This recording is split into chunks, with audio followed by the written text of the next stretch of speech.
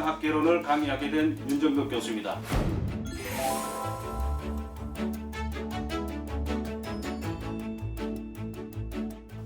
오늘은 이제 여러분들에게 부동산 학개론을 공부를 어떻게 하고 또 어떻게 하면 합격할 수 있는지 기본적인 개념을 중심으로 해서 살펴보게 되겠습니다. 자, 여기 보시면 이제 부동산 학개론 제1강을 진행하도록 하겠습니다. 자, 먼저 부동산의 복합 개념입니다. 여러분도 아시다시피 이 복합 개념이라는 것은 여러 가지 속성을 갖다가 속성이나 내용을 갖다가 포함하는 개념이 복합 개념입니다. 여기서 여러 가지 속성이나 내용이라는 것은 바로 법률적 개념, 경제적 개념, 그리고 유형적 측면에 해당되는 기술적 개념이다, 이렇게 보시면 되는 거예요. 여기서 유형적 측면, 무형적 측면이라는 것은 글자 그대로 형태가 없다는 것이죠. 무형이라는 것은 형태가 보이지 않죠. 법률적이다, 경제적인 것은 어떤 가치가 주어진다고 했을 때 법률적 가치든 경제적 가치든 이건 눈에 보이지 않는 것이에요. 그죠? 그런데 이 유형적 측면이라는 것은 글자 그대로 유형, 형태가 있다는 것이죠. 이것은 건물을 보든가 토지를 보든가 어떤 그 형태 자체를 잡을 수 있다는 것이에요.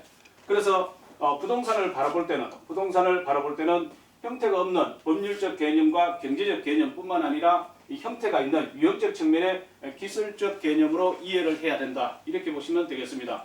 그럼 다음 구체적으로 들어가서 법률적 개념이라는 이 무형적 측면의 개념을 살펴보면 법률적 측면의 부동산에는 좁은 의미의 부동산, 즉 좁을 협자입니다. 좁은 개념의 부동산과 그 다음에 넓은 의미의 부동산, 이 둘로 나눌 수가 있습니다. 여기서 얘기하고 있는 이 좁은 의미의 부동산이라는 것은 민법 제99조 1항에 있는 토지 및 그 정착물은 부동산이라 한다, 이렇게 규정을 해놨습니다.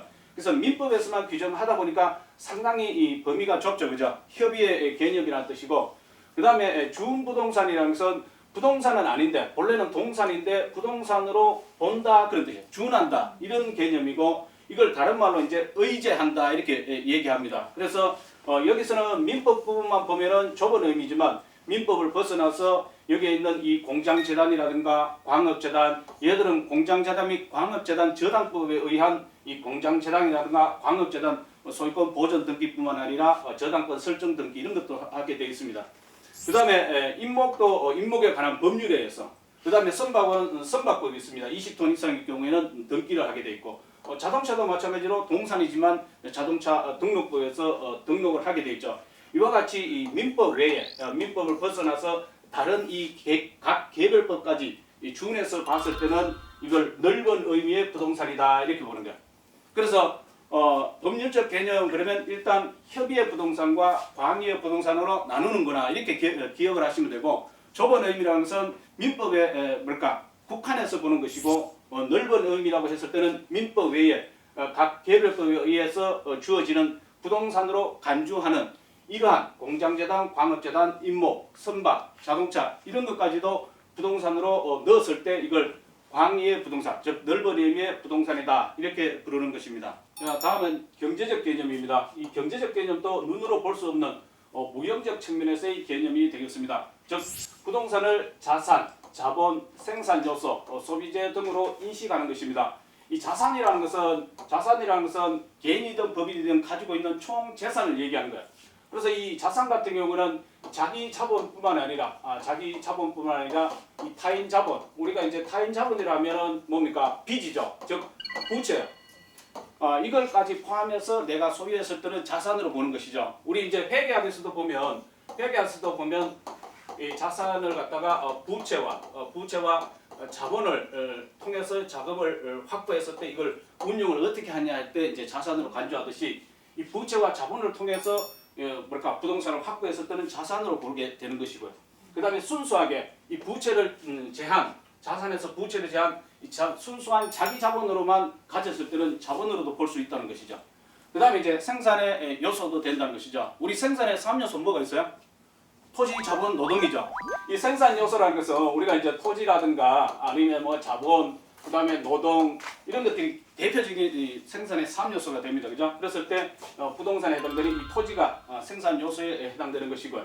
또 소비재라고도 볼 수 있는 것은 우리가 이제 주택을 소유했을 때는 소비함으로써 욕구를 충족시키는 것입니다. 그죠? 이렇게 부동산을 자산, 자본, 생산 요소, 소비재 등으로 인식하는 것이 바로 경제적 개념의 부동산이다. 이렇게 보시면 되겠습니다. 그래서 여기에 구체적으로 제가 또 기재를 해두었지만 이 자산이라는 것은 총자산입니다. 즉 자기 자본하고 타인 자본을 합해서 내가 부동산을 소유했을 때는 자산으로 보는 것이고 자본이라는 것은 내 자산에서 부채를 제한 순수한 자기 자본이죠. 이것으로서 내가 부동산을 소유했을 때는 자본에 들어가는 것입니다. 그리고 생산 요소는 생산 활동에 필요한 자원, 즉 토지, 자본, 노동, 사요소 그러면 경륜까지도 들어가듯이 그 중에서 이 토지라는 부동산이 들어가기 때문에 생산 요소로 보는 것이고 소비재라는 것은 사람들이 이 자기의 욕구를 즉 욕망을 충족시키기 위해서 일상생활에서 직접 소비하는 재화, 우리 이제 재화를 굿을 이렇게 표시하죠. 물건을 얘기하는 것입니다. 부동산도 하나의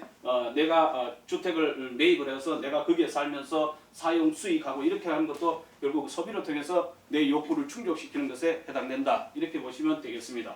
자, 다음 이제 기술적 개념입니다. 기술적 개념은 형태가 있는 측면에서 본 것입니다. 즉 부동산을 자연, 공간, 위치, 환경 이렇게 인식하는 것입니다. 우리가 이제 부동산 그러면 토지 같은 경우에도 이렇게 지표 공간이 있고 그 다음에 공중 공간이 있고 그 다음에 지하 공간이 있지 않습니까? 이렇게 우리가 지표를 밟고 다녔을 때도 볼 수가 있는 것이죠. 자연 상태를. 공간도 마찬가지 3차원 공간입니다. 우리가 부동산을 매입했다는 것은 지표만 산 게 아니고 민법 제212조에도 있다시피 토지의 소유권은 지표 공간을 기준으로 해서 정당한 이익이 미치는 범위 내에서 상하에 미친다 이렇게 되어 있습니다. 그렇기 때문에 일정한 높이의 사적 공중 공간과 일정한 그러니까 깊이의 사적 지중 공간까지 포함한다 이렇게 보시면 되겠습니다. 그다음에 이제 부동산의 가치는 위치가 좌우하죠, 그죠? 우리가 보통 이제 도로 같은 게 이렇게 있으면 이 도로에서 각지 같은데 이런 데 붙어 있으면 상업지로서는 아주 좋은 것이다 이렇게 하듯이 위치가 상당히 중요한 것이고 또 부동산은 환경, 자연 환경을 구성하는 요소 중에 하나에 해당된다 이렇게 보시면 되겠습니다. 그리고 부동산은 유형적 측면으로 봤을 때 이 자연물로서의 이 부동산은 인간의 생존에 필요한 장소를 제공하고 있고요. 그다음에 부동산 활동을 할 때는 그 대상이 된다는 것이죠. 방금 말씀드린 대로 이 3차원 공간 그러면 우리가 밟고 다니는 바로 지표 공간으로부터 일정한 깊이까지의 지중 공간과 그다음에 일정한 높이까지의 공중 공간. 그래서 이 사적 공중 공간까지는 나의 소유권이 미칩니다. 그러다 보니까 일조권이라든가 그죠? 조망권 피해를 봤을 때는 손해배상 청구를 하고 그렇습니다. 그죠? 그다음에 지하 공간 같은 경우에도 일정한 깊이를 들어갔을 때 나의 소유권에 영향을 미친다 그러면 손해배상 청구합니다. 근데 서울 같은 경우는 제가 알기로는 41m 이 밑에까지 들어가 버렸을 경우는 지하철 같은 거 뚫을 때 그죠? 그럴 때는 손해배상 청구할 수 없죠. 왜냐하면 공적 지중 공간에 해당되기 때문에 그런 것도 이해하시면 되고. 그 다음에 부동산의 가치나 용도는 위치가 좋으냐 나쁘냐 양구라는 것은 좋으냐 나쁘냐 그런 뜻이에요. 좋으냐 나쁘냐 좋을 양자 나쁠 부자죠. 그러니까 좋고 나쁨에 따라서 결정된다는 것이고 부동산은 자연 환경의 구성 분자에 불과하다. 그래서 부동산이라는 것은 이렇게 자연 환경이 있으면 이 자연 환경이 있으면 부동산은 그 안에 들어있는 구성 분자 하나에 불과하다. 이렇게 보시면 됩니다.